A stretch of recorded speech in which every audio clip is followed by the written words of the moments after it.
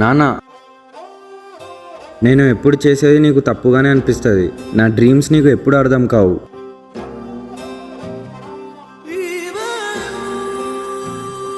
కన్నా అలా మాట్లాడకు, నాన్నగారికి అన్నీ తెలుసు. ఏం తెలుసమ్మా, మౌనమే నాకు పెద్ద ప్రాబ్లం.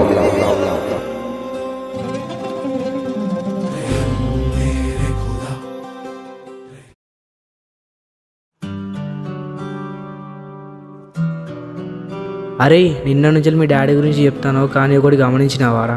ఏముందిరా అసలు గమనించడానికి? రేయ్, నువ్వు కొత్త బైక్ కొన్న రోజు మీ డాడీ ఎవరికి చెప్పలేదురా, కానీ మీ కాలనీలో అందరికీ స్వీట్లు పంచిండురా. ఆయనే మౌనం కోపం కాదురా, బాధ్యత.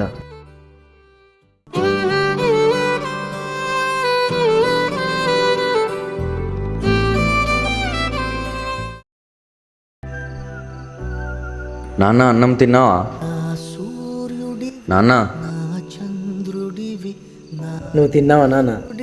రేపు నీకు ఎగ్జామ్ ఉంది కదా, నువ్వు వెళ్ళి పడుకోకు. నన్ను తిట్టండి నాన్న, కానీ ఇలా మౌనంగా ఉండకండి.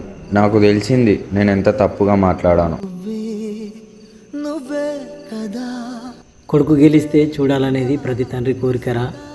ఆ గెలుపులో నేను లేకపోయినా పర్వాలేదు, నువ్వు ఉంటే చాలు. నాన్న నువ్వు నా ప్రాణం అని సరిపోదట మాట.